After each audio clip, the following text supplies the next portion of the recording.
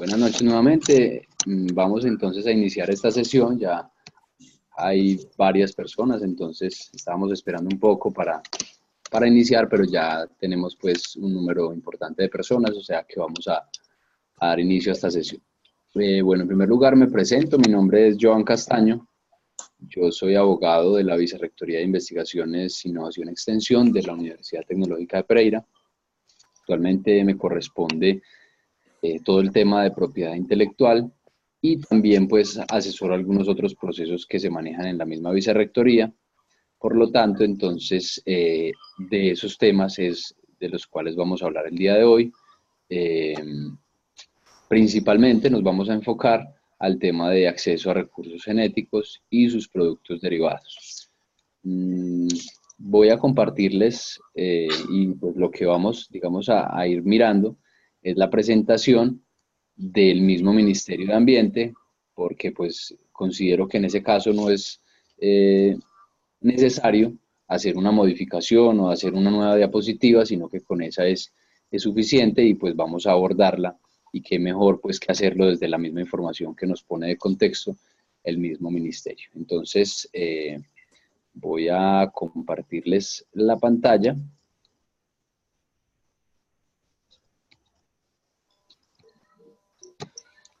Y entonces empezamos. Ahí ya pueden ver la presentación, ¿cierto? Sí. Listo. Vamos a iniciar entonces. Bueno, en Colombia nosotros tenemos una normatividad que obviamente pues es de obligatorio cumplimiento y que rige para cualquier persona que vaya a dedicarse a la investigación, específicamente en este tema del acceso a recursos genéticos y sus productos derivados. Empezamos entonces revisando un poco de la normatividad nacional que tenemos en la materia y encontramos que desde el año 1974 se creó un Código Nacional de Recursos Naturales que luego avanzó hasta el año 1991 y ahí tenemos pues ya la Constitución Política de nuestro país en donde se hablan algunos aspectos sobre la materia, pero no de manera profunda, es algo pues bastante superficial. Luego en el año 1993 se crea la Ley 99, se le eh, asignan unas funciones al Ministerio del Medio Ambiente y así sucesivamente hasta llegar al año 1996, que será entonces el año donde vamos a tener la norma que rige principalmente los asuntos en materia de derechos, perdón, de acceso a recursos genéticos, que es la decisión andina 391 del año 1996. Esta decisión es una norma adoptada por los países de la comunidad andina, de los cuales entonces hace parte actualmente Colombia, junto con Ecuador, Perú y Bolivia. Esta norma que les menciono tiene obligatorio cumplimiento para estas 4 naciones porque en su momento lo que hicieron fue firmar un tratado internacional que lo que hace es adoptar a las normas nacionales esta normatividad que se relaciona y que traigo pues de contexto. Entonces, es importante que eso lo tengan presente, que esta es como la norma que vamos a tener bastante en la mira en esta sesión, porque de acá parte todo lo que vamos a hablar en este momento. Entonces, lo debemos tener ahí sobre la mesa, principalmente para lo que vamos a abordar. Ya a nivel nacional, se crea entonces en el año 2011 el decreto 3570, que es el que le da estructura al Ministerio de Ambiente y Desarrollo Sostenible, que por cierto, pues le cambiaron también de nombre. También se crean en el año 2013 una serie de decretos que maneja el tema de las colecciones, de la recolección, y que luego fue modificado por el decreto 1076 del año 2015.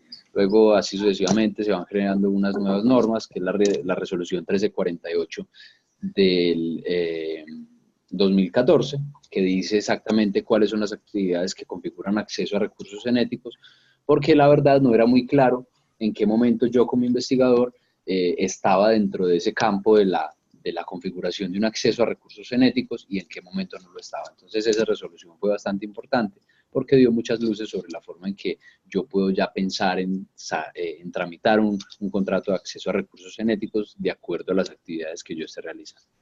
Luego sale en el año 2015, que es el Plan Nacional de Desarrollo, en su artículo 252, un artículo en donde nos dice que hay una amnistía para aquellos investigadores que hubiesen hecho algún tipo de recolección o algún tipo de acceso a recursos genéticos y sus productos derivados sin el cumplimiento de los requisitos que están establecidos en todas estas normas. ¿Qué es lo que busca principalmente eh, este artículo específicamente? Buscaba, como su nombre lo dice, darle una amnistía a todas aquellas personas que no hubieran cumplido con los requisitos y que hubieran hecho actividades de acceso.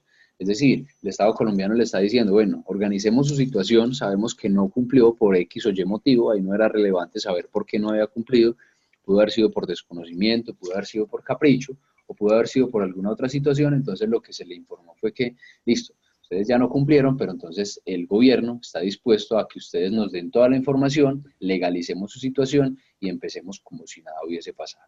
Entonces, eso fue una ventaja bastante importante que permitió formalizar, podemos decirlo de alguna manera, la investigación que venía de muchos años atrás y que por ese mismo motivo no había podido ser o publicada o patentada. Entonces, esa fue la salida más expedita que los investigadores encontraron para solucionar su situación. Además, porque el incumplimiento de estas normas inclusive raya con lo penal.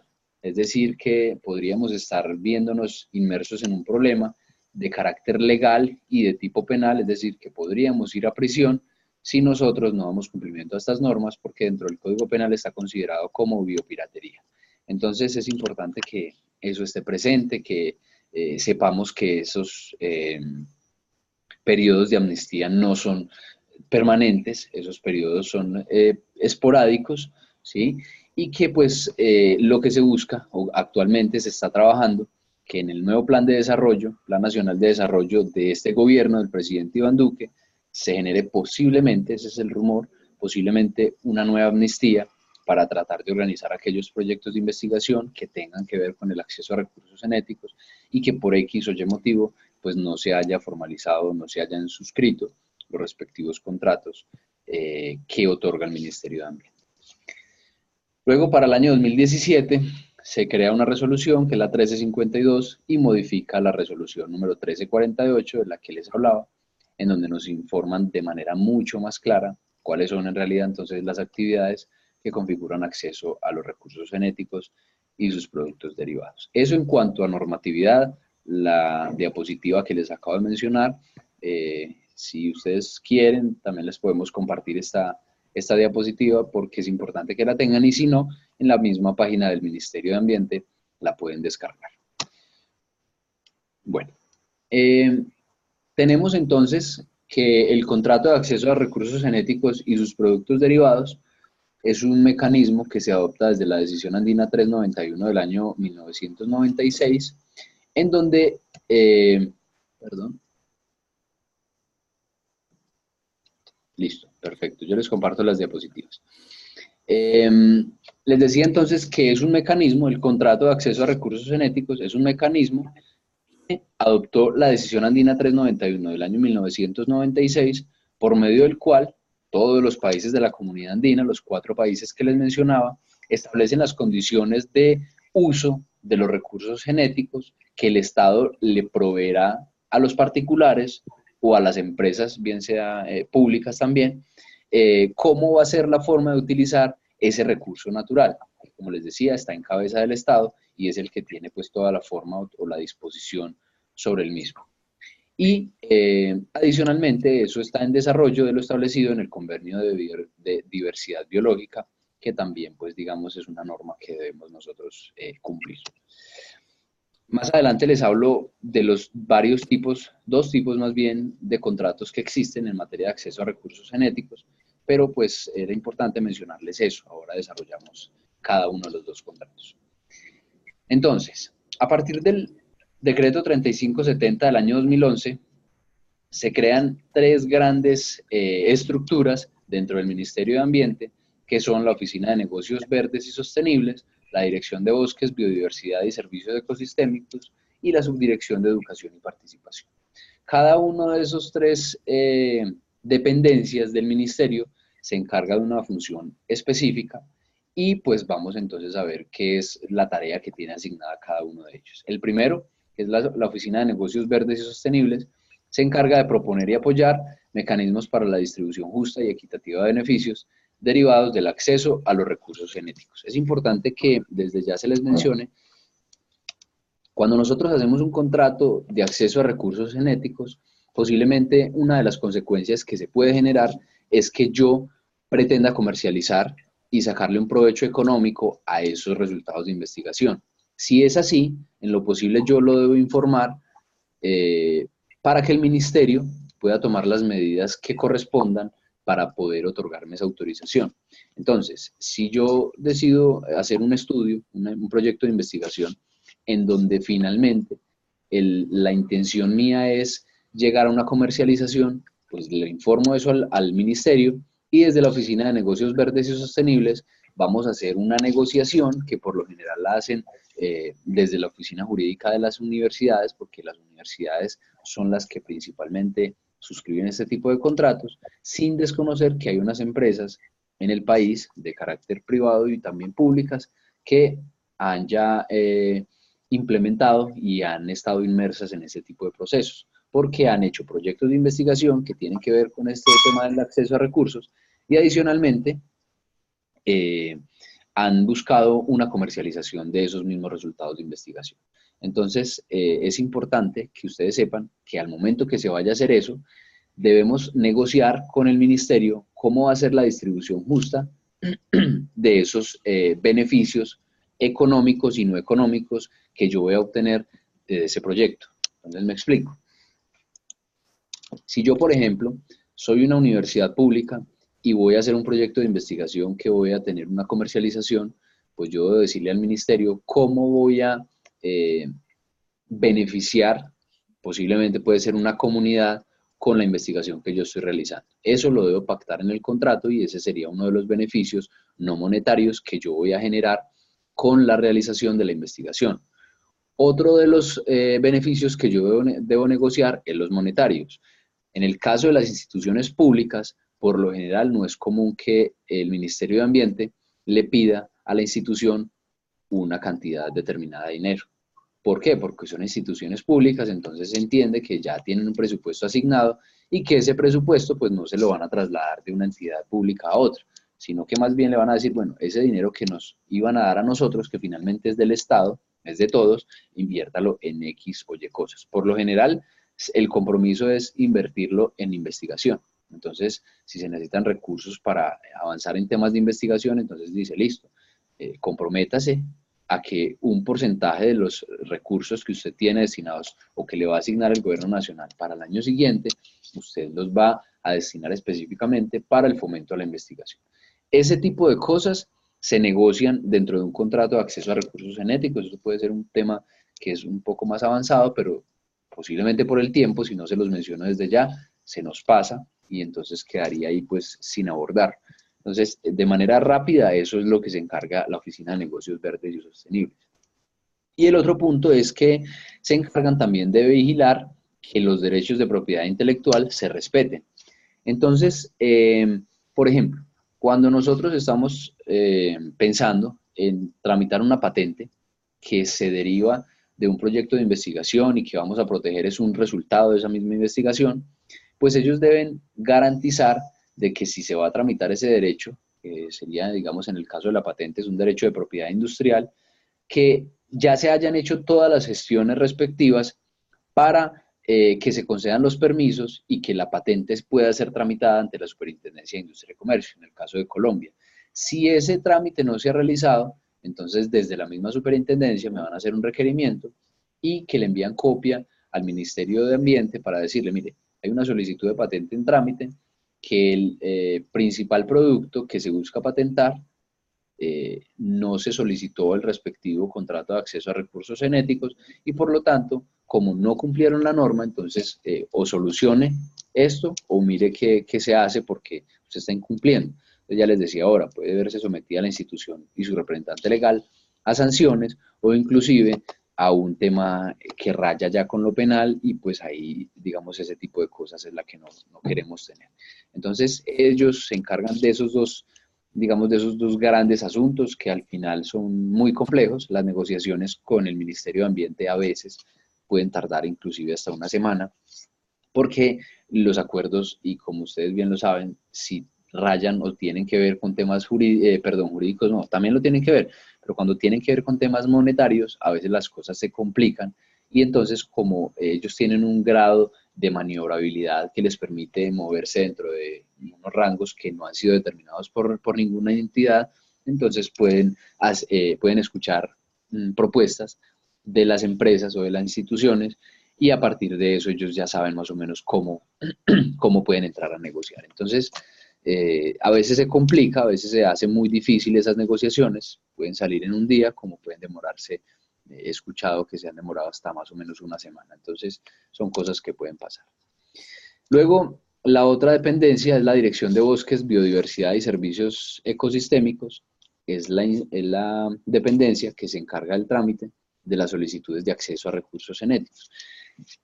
En teoría, esta es la institución, no, la dependencia o el área del Ministerio de Ambiente con la que mayor interacción tienen las instituciones, no hablemos solo de universidades, hablemos también de instituciones porque pueden ser empresas que se dedican a la investigación y entonces llegan directamente a la Dirección de Bosques, que es en donde se tramitan los respectivos contratos de acceso a recursos genéticos, la solicitud inicial llega allí, los formularios los dirigimos allí y es con quienes tenemos más contacto dentro del Ministerio de Ambiente. La verdad, pues, a pesar de que cambian mucho las personas, son personas que han sido bastante, digamos, asequibles para uno hacerle una consulta, para hacerle una averiguación, a diferencia de en algunos momentos que tuvo el ministerio, que sí era más difícil que pudiéramos tener una interacción tan personal con ellos y para el tema de las asesorías son bastante diligentes, entonces eso es muy importante. Luego está la Subdirección de Educación y Participación y su función principal es apoyar la adopción de mecanismos para la distribución justa y equitativa de beneficios derivados del acceso a los recursos genéticos cuando estos tengan conocimiento tradicional asociado.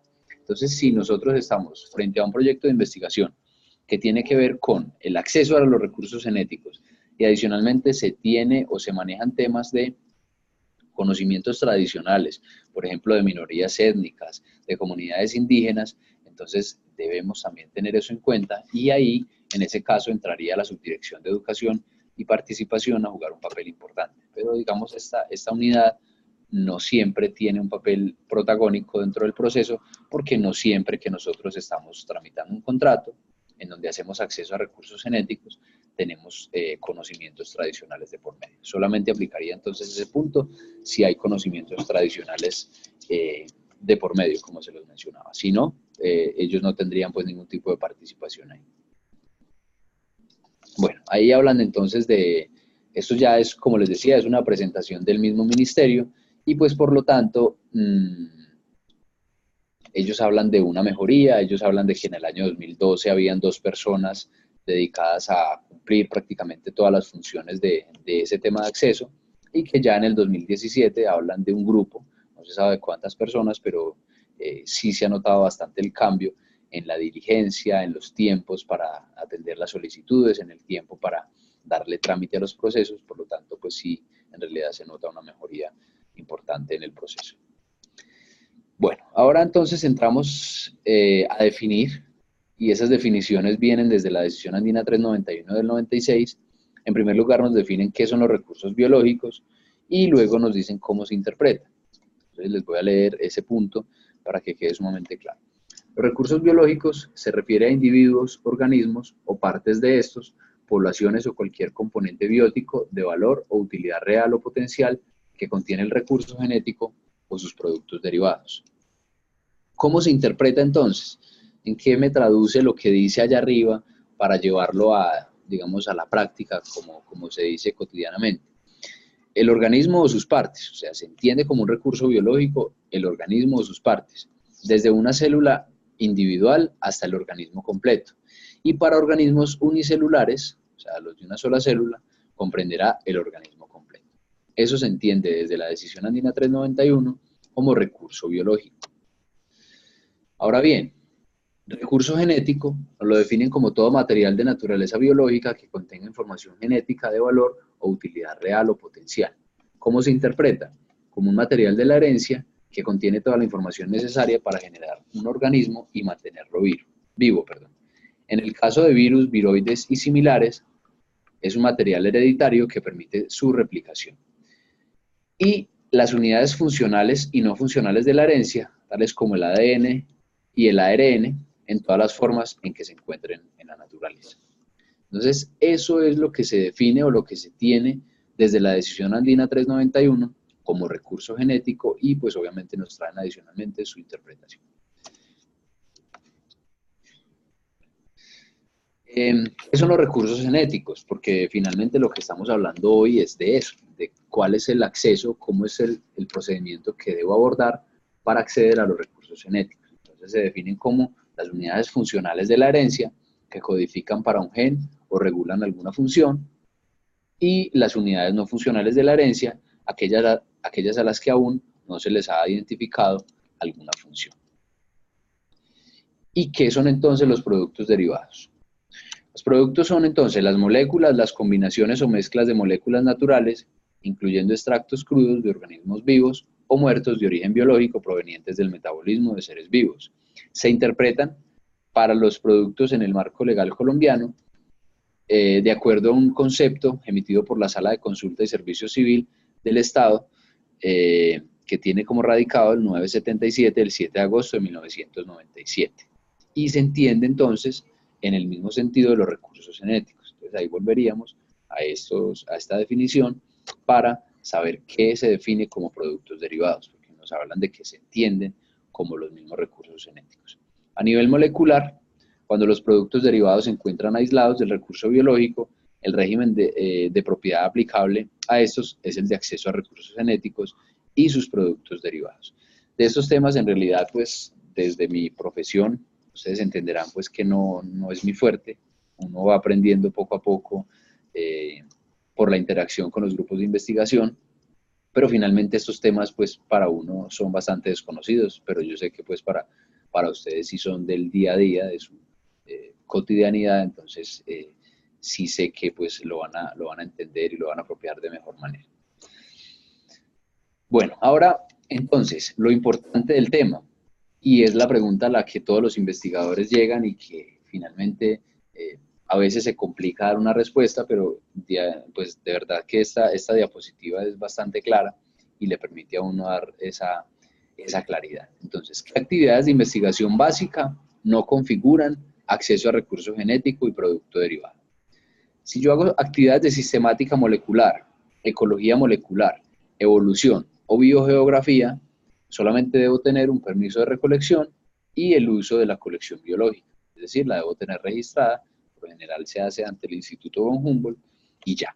No debo preocuparme por hacer una solicitud de un contrato de acceso a recursos genéticos. Solamente cumplir con estos dos ítems, permiso de recolección y el uso de las colecciones biológicas. Ahora bien, ¿cuáles son las actividades entonces que implican acceso a recursos genéticos y que por lo tanto deben suscribir las instituciones que la están desarrollando, porque pueden ser una o varias instituciones, deben suscribir el contrato de acceso a recursos genéticos? Actividades que tengan que ver con prospección biológica, que tengan fines comerciales o tengan fines industriales, como se los mencionaba al principio. ¿Qué deben tener para este tipo de cosas? Entonces deben tener un contrato de acceso a recursos genéticos y sus productos derivados, y si aplica lo de acá arriba dentro de lo que se está haciendo acá abajo, entonces también los respectivos permisos de recolecciones y el uso de las colecciones biológicas. Por lo general, dentro del contrato de acceso a recursos genéticos, se tiene que, trae, digamos, implícita una cláusula que le permite de una vez la recolección, ¿sí? Entonces eso es importante pues que lo tengan presente, porque si hacen el trámite del contrato de acceso a recursos, ya tendrían entonces la cláusula que les permite hacer actividades de recolección. Se define entonces como bioprospección la exploración sistemática y sostenible de la biodiversidad para identificar y obtener nuevas fuentes de compuestos químicos, genes, proteínas, microorganismos y otros productos que tienen potencial de ser aprovechados comercialmente. Eso está en el documento COMPES número 3697 del año 2011. Bueno, ¿Qué actividades entonces configuran acceso a recursos genéticos? Seguimos. Esto está relacionado, como se lo mencioné desde un principio, en la resolución número 1348 del año 2014. Es bastante claro lo que se relaciona ahí, entonces vamos a mirar.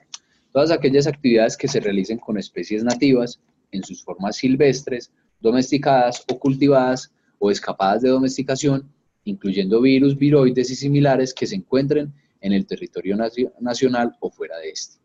Es importante mencionar ahí que deben tener presente que son las especies nativas o silvestres.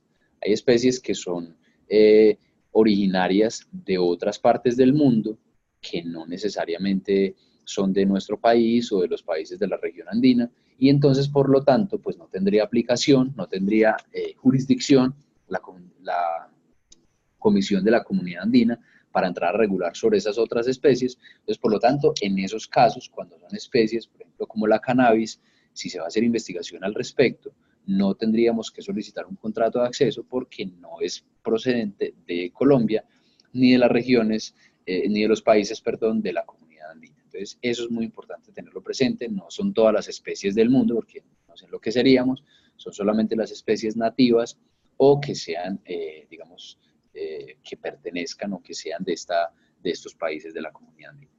Entonces, primero, las que pretendan la separación de las unidades funcionales y no funcionales del ADN y o el ARN en todas las formas que se encuentran en la naturaleza. Segundo, las que pretendan el aislamiento de una o varias moléculas, entendidas estas como micro y macromoléculas producidas por el metabolismo de un organismo. Y tercero, cuando se pretenda una solicitud de patente para productos o procedimientos obtenidos o desarrollados a partir de recursos genéticos o de sus productos derivados. Esta última modificada mediante la resolución 1352 del año 2017, que fue la que les mencioné al inicio de la presentación. Listo, es una nueva inclusión que se tiene.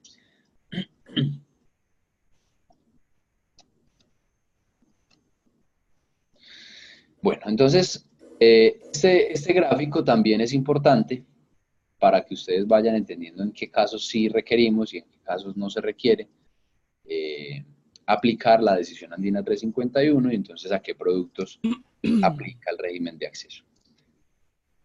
Si yo voy a trabajar entonces con moléculas aisladas y purificadas, aquí está el caso, por ejemplo, del omega 3, sé que debo aplicar o debo someterme a lo que está estipulado en la decisión andina número 391 del año 1996, porque ese tipo de actividades configuran accesos a recursos genéticos.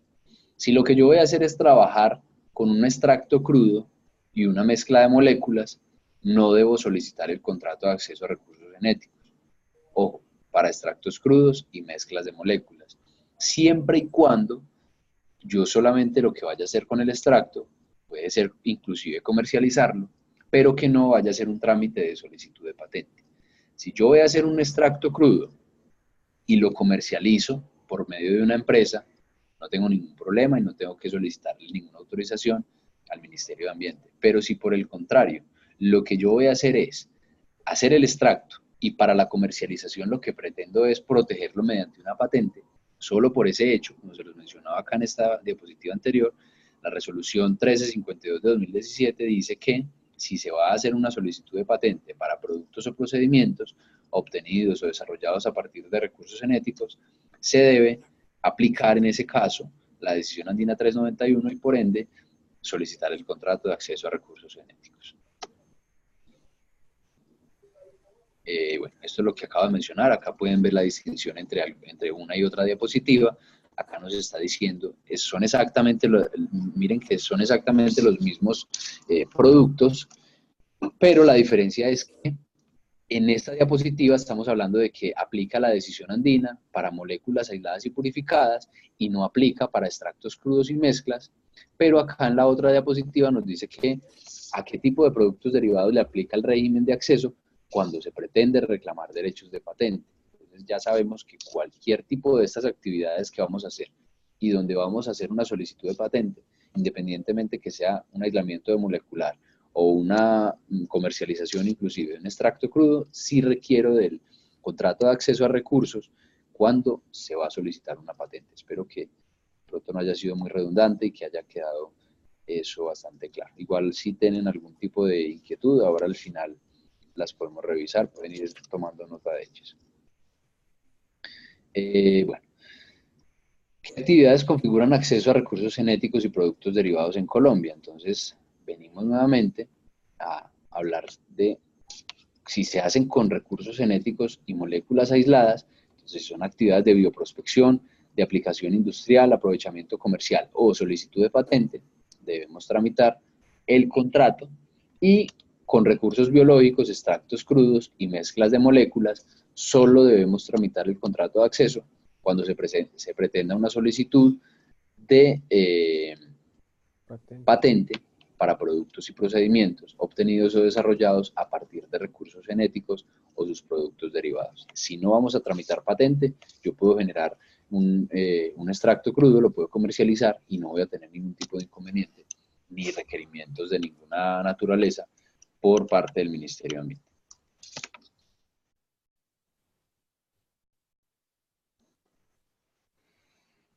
Bueno, ahora, este gráfico, pues digamos todos los que hemos visto en este último espacio, son los que nos dan a nosotros cuál es la, digamos, la luz para nosotros saber si debemos o no debemos tramitar el contrato.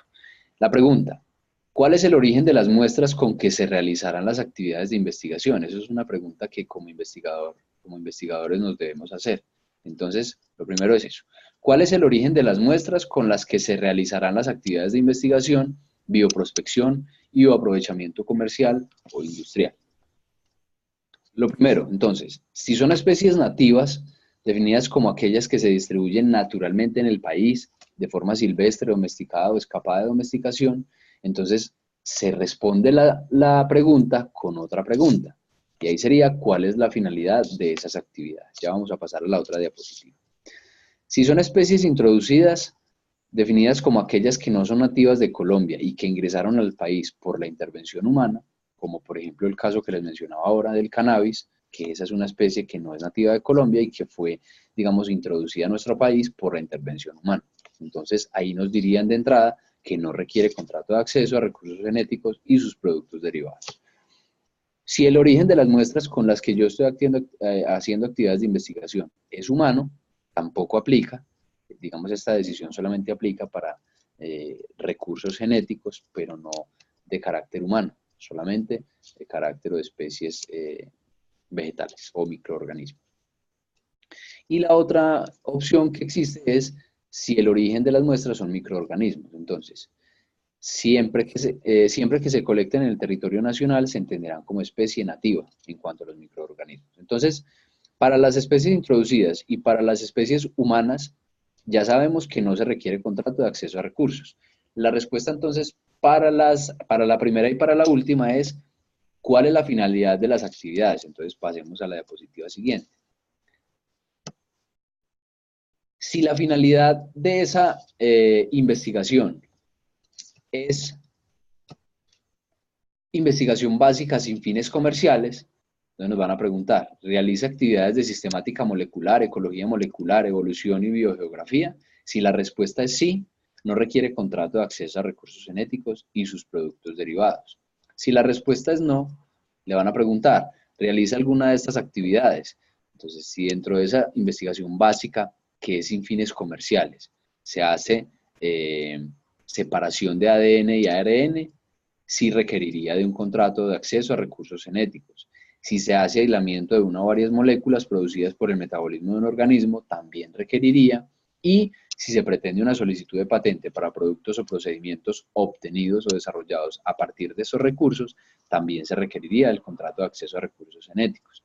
Si la respuesta a esa pregunta es yo no realizo ninguna separación de ADN ni de ARN, ni aíslo una o varias moléculas y tampoco pretendo una solicitud de patente, entonces puedo estar tranquilo que no requiere un contrato de acceso a recursos genéticos. Eso en cuanto a la investigación básica.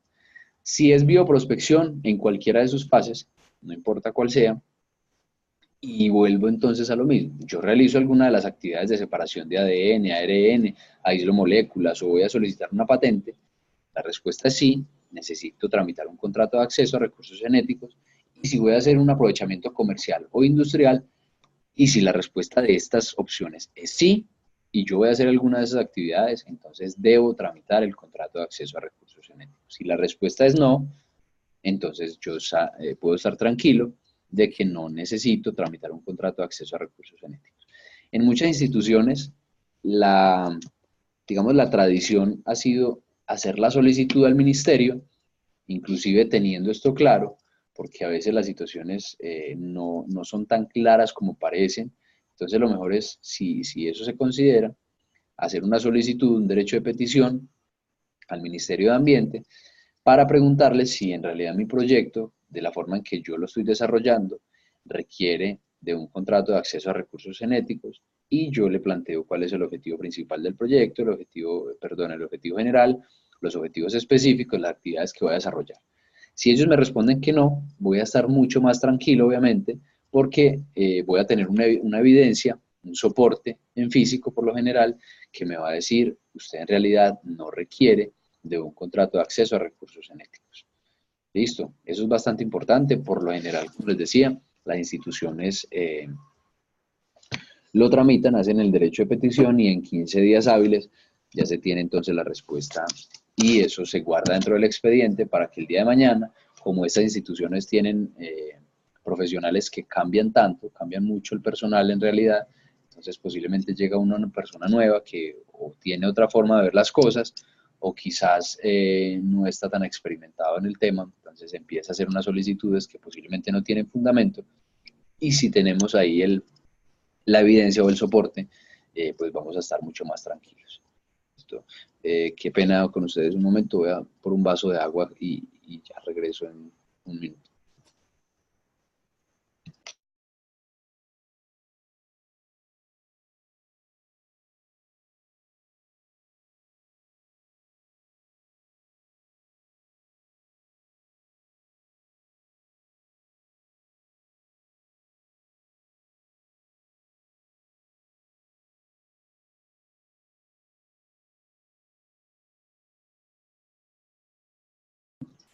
Bueno, perfecto. ¿Me escuchan bien en este momento? Sí. Bueno. Entonces, continuamos. Como les decía, ahora si hay algún tipo de duda, la podemos solucionar al final. Yo les he hablado toda la sesión, todo este rato, sobre un contrato de acceso a recursos genéticos, pero no les he explicado posiblemente qué es eso. Entonces vamos a hablar puntualmente de qué son los contratos. Hay dos tipos de contratos, uno es el contrato individual y otro es el contrato marco. Por lo general, las instituciones, cuando empiezan el proceso de formalización de la investigación en la que se va a hacer un acceso a recursos genéticos, tramitan un contrato marco, que es un contrato que puede darle acogida a varios proyectos de investigación, y lo que se hace es, digamos, darle un alcance a un programa institucional que puede incluir varios proyectos.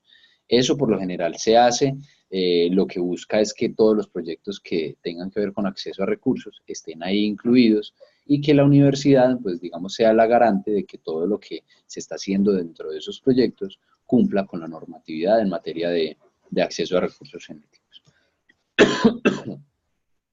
Por lo general, los contratos marcos los tramitan universidades, centros de investigación, y se tiene la posibilidad de que lo puedan tramitar investigadores reconocidos por Colciencias, obviamente. Pero por lo general ese tipo de cosas no suceden. Siempre se tramitan los contratos marcos a nombre de instituciones o entidades públicas. Perdón, públicas no, a nombre de personas jurídicas. Es decir, no a nombre de personas naturales, no a nombre de Pedro Pérez, sino a nombre de la Universidad Tecnológica de Pereira, ¿sí? Por lo que es un contrato marco que por lo general alberga más proyectos de investigación, no solamente uno. El contrato marco entonces se puede dar para formalizar proyectos de investigación básica o proyectos que tengan que ver con prospección biológica. Eso, a grandes rasgos, lo que tendría pues un contrato marco. Eso también pues incluye las obligaciones de las partes, incluye, digamos, cuáles son las actividades que se permiten realizar. Debemos informar los objetivos, el objetivo general, los objetivos específicos de todo el tema de la investigación para que ellos puedan tener total claridad de qué es lo que se va a hacer en ese proyecto. ¿Listo? Hacen muchos requerimientos de verdad, pero pues nada que no se pueda dar respuesta. El contrato individual siempre se hace para un proyecto individual. No podemos pensar en que me van a dar un contrato individual para un programa institucional o para varios proyectos de investigación. Ese tipo de contratos se le pueden, digamos, dar a una persona nacional o extranjera. También en caso de Colombia, lo que ha pasado es que hay instituciones que, y desde el mismo ministerio lo mencionan, la concepción de esta norma y de las normas a nivel nacional que se tienen sobre acceso a recursos genéticos es que posiblemente es tan rigurosa y es porque ellos pensaban que con la creación de esta norma lo que se iba a impedir era que los extranjeros se apropiaran de los recursos genéticos que son, digamos, o que provienen o que son nativos de nuestro país o de los países de la comunidad andina. Y pues en realidad muchos dicen que se les fue la mano porque a veces ni siquiera las instituciones del país, porque los extranjeros casi no hacen este tipo de trámites, aunque hay empresas que sí lo han hecho, pero entonces lo que pasó fue que ni siquiera las instituciones de este país han logrado cumplir con muchos de los requisitos que aquí se establecen. Entonces por eso se han creado cosas como las amnistías que les mencionaba ahora, que se han establecido en los planes nacionales de desarrollo, y a partir de eso lo que han logrado es que, bueno, han tratado de formalizar la situación, pero finalmente la queja de los investigadores y de las universidades es que siempre es bastante difícil cumplir con todos los requisitos que acá se proponen, porque como les decía, esta norma fue, según el mismo ministerio, concebida para impedir la llegada de personal extranjero que quisiera explotar nuestros recursos naturales. Entonces, esa, digamos, es como la razón por la que ellos consideran pues, que fue bastante complicado el tema.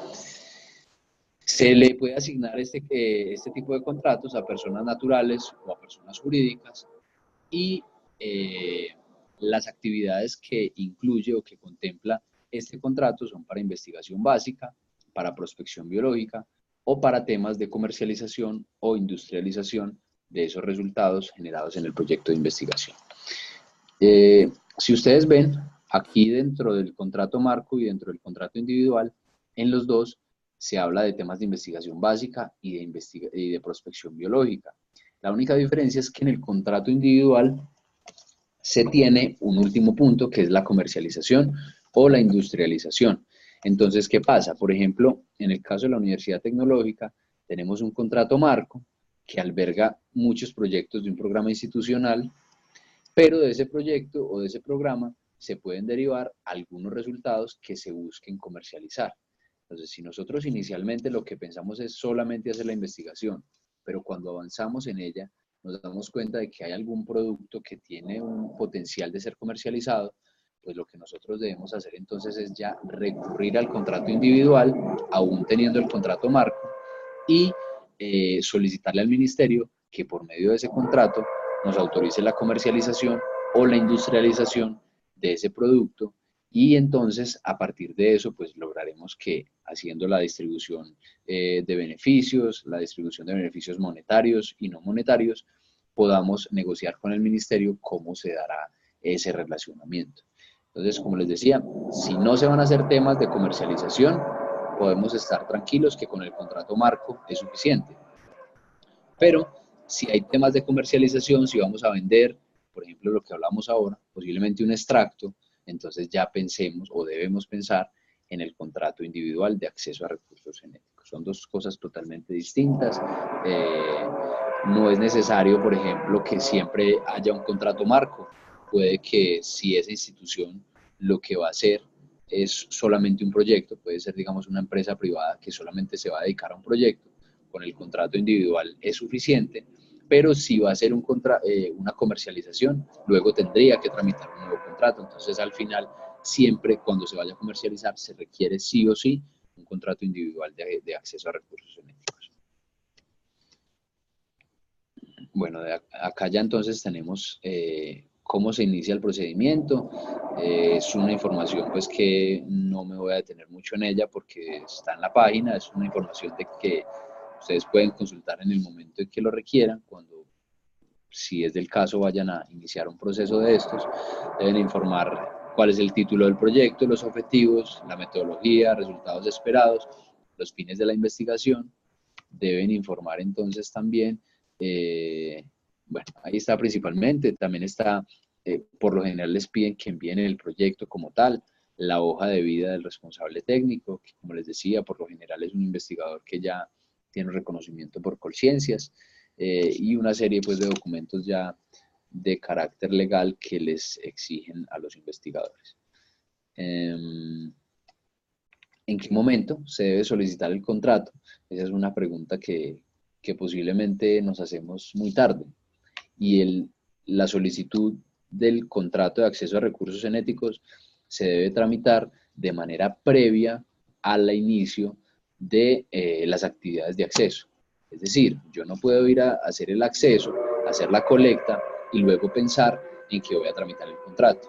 Eso es lo que no se debe hacer y eso es lo que el gobierno nacional ha querido organizar con la amnistía, que posiblemente o casi todos los investigadores en este país y en los países de la comunidad andina lo que hicieron fue primero investigar, primero tener las actividades de acceso, las actividades de colecta y luego iban a las vicerrectorías de investigaciones o a las direcciones de investigaciones a publicar o a solicitar una autorización para una publicación y se daban cuenta de que no tenían los permisos necesarios o inclusive para tramitar una patente. Entonces ahí es donde llegaban los problemas y se empezaban a complicar las cosas. Entonces, como les digo, es una solicitud que debe ser previa, debe ser solicitada antes de iniciar el trámite o de iniciar el acceso a los recursos genéticos. Este trámite no tiene ningún costo, se puede suscribir el contrato pues sin ningún tipo de pago. Lo que sí debería al final considerarse desde lo económico es la distribución de beneficios, que ya se los mencioné. Pero como tal el trámite no tiene ningún costo, se tramita por lo general sin intermediarios, a no ser que dentro de la institución no haya ninguna persona que se encargue pues o que conozca del trámite. ¿Listo? Hay que presentar unos informes, por lo general se establece una periodicidad para la entrega de esos informes y al final se hace un acta de liquidación en donde se corrobore que las partes cumplieron pues a cabalidad con cada una de sus obligaciones. Si esto se hace, si este tipo de trámites se legalizan y se llevan a satisfacción, pues ya el investigador puede estar claro de que puede publicar sus investigaciones. Es más, una de las obligaciones que se genera es que el investigador, si hace publicaciones y tienen que ver con acceso a recursos, deba relacionar en la publicación cuál es el número del contrato de acceso por medio del cual se autorizan esas actividades. Si no, podemos estar en problemas para la publicación y obviamente para las patentes.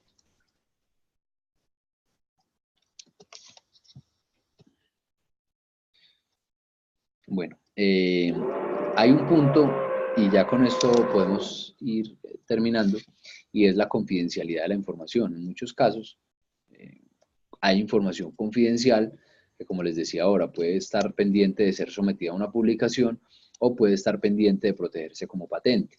Esta información, si uno no le relaciona esa situación a las personas del Ministerio de Ambiente, ellos las publican o dejan los expedientes públicos para que cualquier persona pueda conocer esa información.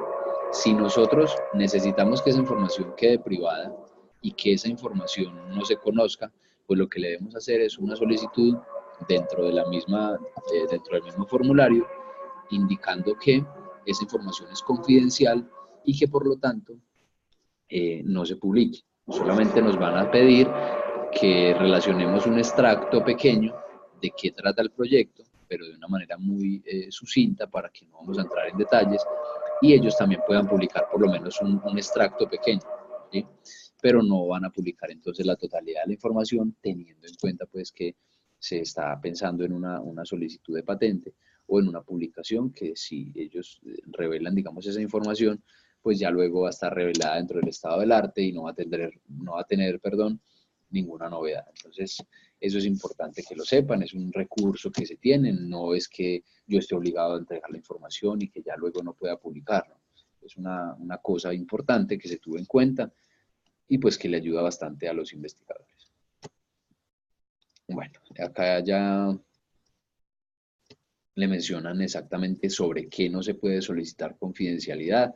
Son varias cosas, por ejemplo, sobre la solicitud, la identificación del solicitante, quién es el que provee el recurso, la identificación de la institución nacional de apoyo, que por cierto no se los había mencionado, siempre que se tramita un contrato de acceso a recursos genéticos, se debe tener una institución nacional de apoyo, que por lo general es una institución, una universidad, bien sea pública o privada, con la que la institución que solicita el contrato tiene muy buena relación y es la que le presta el apoyo. La Universidad Tecnológica ha servido como institución nacional de apoyo para varias instituciones que han tramitado contratos de acceso, y también hay algunas otras instituciones que se han apoyado en nuestra universidad para lo mismo. Entonces es como una especie de colaboración que se tiene entre las instituciones, porque es un requisito obligatorio pues, que se debe tener ahí el hecho de designar una institución nacional de apoyo. La propuesta del proyecto, la metodología del acceso, es información que no es confidencial y por lo tanto pues, se debe publicar. El contrato de acceso en las partes en las que no se hubiera conferido confidencialidad, el dictamen y el protocolo de visita, estudios de evaluación de impacto ambiental, económico y social de licencias ambientales, la resolución por medio de la cual se perfecciona el acceso, los informes suministrados por la persona, excepto la información que requiere la confidencialidad, y los informes de seguimiento que hace la ANLA, que en ese caso, pues, digamos, tendría aplicación o el mismo ministerio. Bueno. ¿Cuándo solicitar la confidencialidad? Ya les mencioné. Acá se habla de unas cifras que pues, nos trae el mismo ministerio a 2017, los contratos de investigación que se tienen, los contratos marco y los contratos comerciales. En realidad es muy poco para lo que se debería tener, pero se espera pues que a partir de la amnistía que se hizo en el año 2015 y la que posiblemente se va a dar en este año 2019, este número pues de contratos aumente y se puedan formalizar estos trámites de investigación. Digamos, estas son las instituciones que a la fecha, bueno, al 2016, tenían los contratos con fines comerciales, que son la Universidad Nacional, Bioprocol, Ecoflora, Universidad Javeriana, Cosmo Internacional, Biofénix, Asociación Augura de la Universidad de AFIT y Corpoica. Solamente eran las 8 que nos mencionaban, pero a la fecha pues ya sabemos que hay otras instituciones que han iniciado el proceso. Acá entonces está pues cómo es el trámite, de eso pues ya lo hablamos un poco, lo que hace la Oficina de Negocios Verdes, específicamente en cuanto a la distribución de beneficios monetarios y no monetarios, y pues lo que les mencionaba al principio, qué pasa si accedo al recurso genético producto derivado sin contar con el respectivo contrato, bien sea individual o el contrato marco, y es que se considera como una infracción desde el punto de vista sancionatorio ambiental, establecido en la Ley 1333 del año 2009, y también se considera como un delito en el Código Penal colombiano, que también fue reformado para castigar este tipo de conductas con cárcel, pues porque vieron que esa era prácticamente la única forma de generar un poco más de presión en las personas, y pues no es que estén viendo, o pues digamos esa es la queja que se ha tenido, que posiblemente están como llevando al mismo grado de comparación a los investigadores con cualquier delincuente, pero lo que buscan ellos, y de acuerdo pues a lo que mencionan, es que las personas sean conscientes de que eso no se debe hacer y pues que deben tramitar los contratos como se dice o conforme se establece en la normatividad. Ya esa es la información de contacto de ellos. Hasta acá entonces sería pues esta presentación. No sé si hay alguna inquietud al respecto. Podríamos iniciar entonces con las preguntas, si se tiene.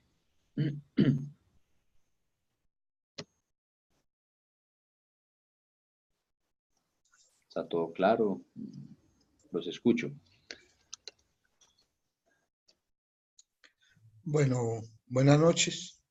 Mi pregunta prácticamente va a ir enfocada a la posible explotación del cannabis, como se hizo de pronto en una presentación anterior.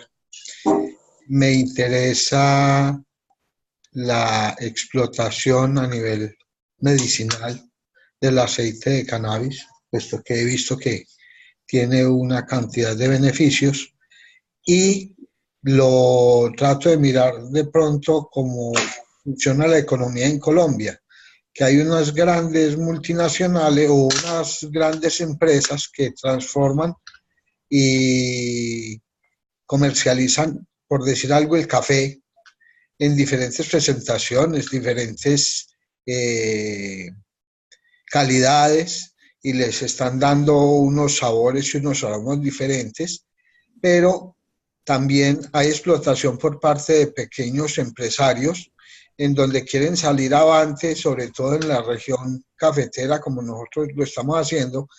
Quiero mirar si ese comparativo de el gran explotador frente al el pequeño productor se puede como hacer un símil en la explotación y la creación o producción del aceite de cannabis para fines medicinales. Bueno, digamos que en lo que tiene que ver con el tema del acceso a los recursos genéticos, tenemos que, como el cannabis es una especie que, no es, que es introducida, perdón, el Ministerio de Ambiente no tendría ningún tipo de competencia para llegar a decir que no va a permitir la investigación frente a la misma, porque no tendría, digamos, como la competencia, la jurisdicción para hacerlo. Porque acá, como lo vemos en esta diapositiva, eh, la cannabis como tal no sería una especie nativa de Colombia y por lo tanto ha sido ingresada a nuestro país por intervención humana. Por lo tanto, en lo que respecta a los contratos de acceso a recursos genéticos y en lo que tiene que ver con la decisión andina 391 del año 1996, no tendría la necesidad o no estaría obligado a hacer el trámite del contrato de acceso a recursos genéticos.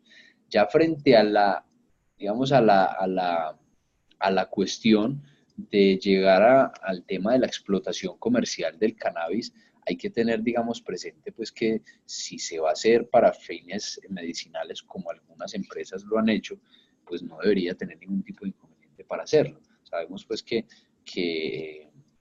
el cannabis está prohibido es para los usos de como consumo, como alucinógeno, pero sabemos que hay empresas que están trabajando en eso y que se están dedicando a la extracción y a la explotación comercial del cannabis para usos medicinales. Entonces, en cuanto a eso, el Ministerio de Ambiente y en cuanto a lo que respecta a esta presentación, no tendría ningún tipo de competencia para llegar a exigirle a los productores o a los productores no, digamos a las personas que están interesadas en esta comercialización, pues al exigirles algún tipo de requisitos. No lo deberían y no lo pueden hacer porque no es una especie que sea nativa de nuestro país.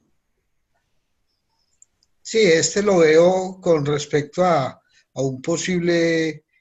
una posible transformación porque veo que se pueden utilizar también diferentes productos biológicos o agrícolas como elementos para extracción de aceites también, que es una nueva eh, empresa que está saliendo a flote en Colombia y creía que de pronto habría que registrar más bien una patente o solicitar una patente y realizar los diferentes Trámites.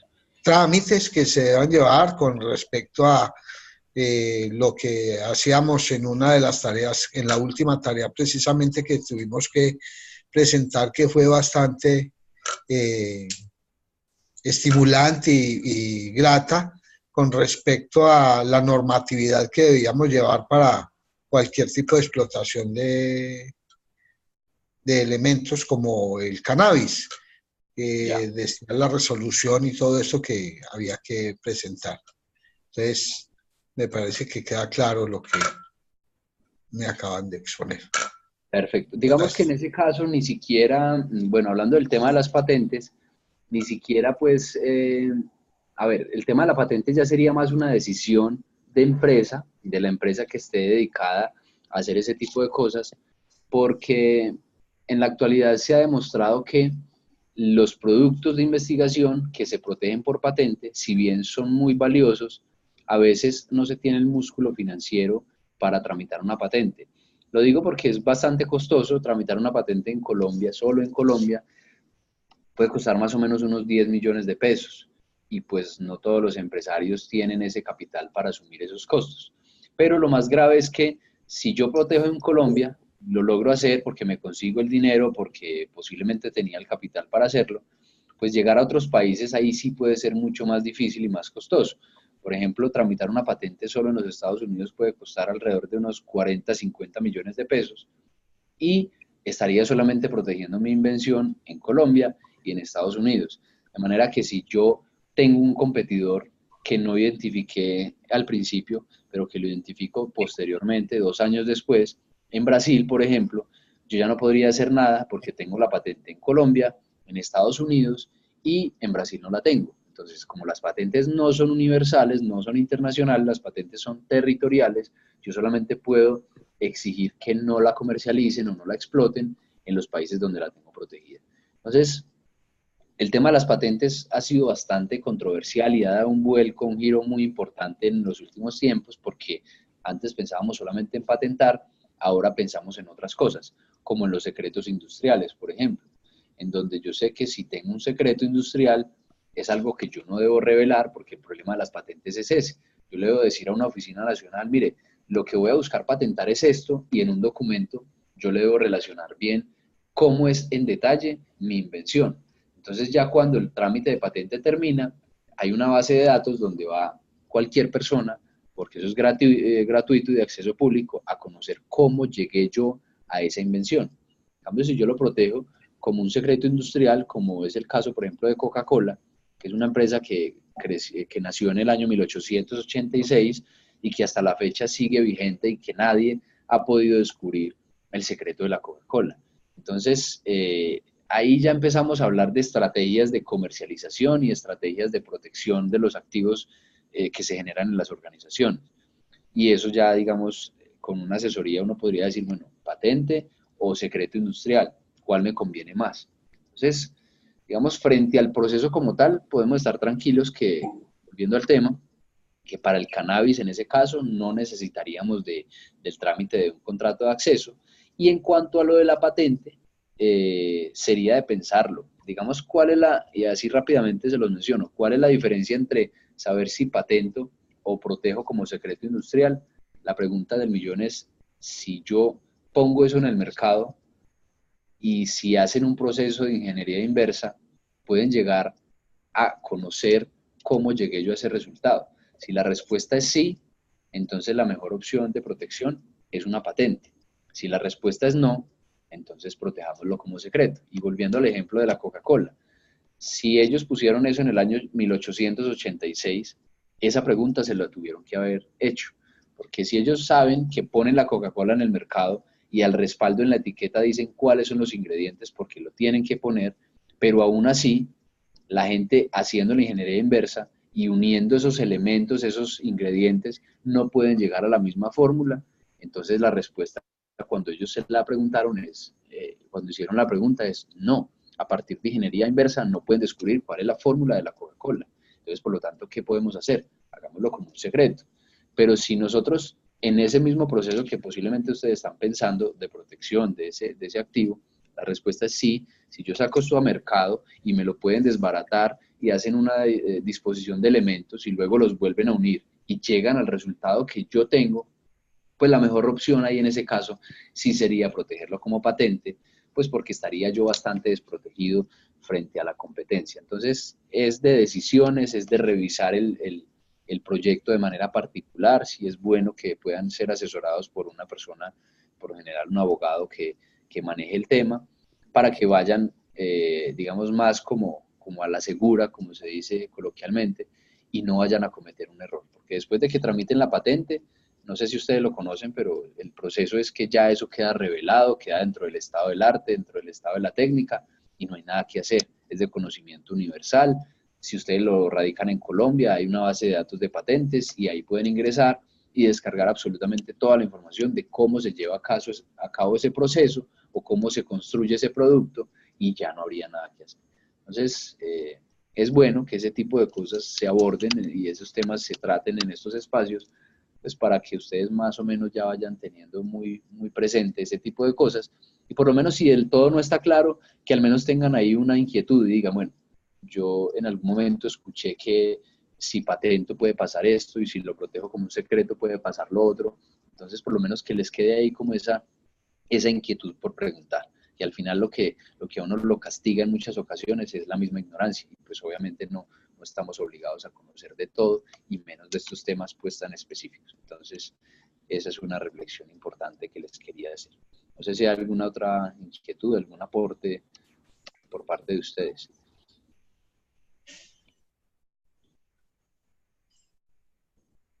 Muchas ¿Alguien todavía gracias, doctor. nos Quedó muy. acompaña? Muchas gracias por la explicación. Perfecto, con todo gusto. ¿Alguna otra persona? ¿Todo quedó claro, los conceptos? De pronto algo que no haya quedado muy claro, que lo haya abordado muy rápido, no sé. Bueno, ¿no? Entonces está todo muy claro, les agradezco mucho. Una feliz noche y cualquier inquietud que tengan, pues nos la hacen llegar. Juliana les puede dar nuestros contactos y, como les decía al principio, yo les comparto las diapositivas que les acabo de compartir. ¿Listo? Yo se las hago llegar a todos Perfecto, para muchas que las gracias. tengan. Entonces, Muchas no, gracias. pues si no hay más inquietudes, pues este fue como nuestro último encuentro, pues la idea es que lo hayan aprovechado y pues igual si surgen unas dudas, pues dentro de esta semana que pues aún tenemos como un plazo para terminar el curso, pues si yo no sé contestarlas, pues se las hago llegar a John y pues él nos colabora un poco con eso. Claro que sí. Entonces, Con todo gusto. muchas gracias a todos y pues que tengan una feliz noche. Muchas Muchas gracias. gracias. Hasta luego. Que estén bien. Bueno, chao. Hasta luego, que estén bien. Muchas gracias. Gracias.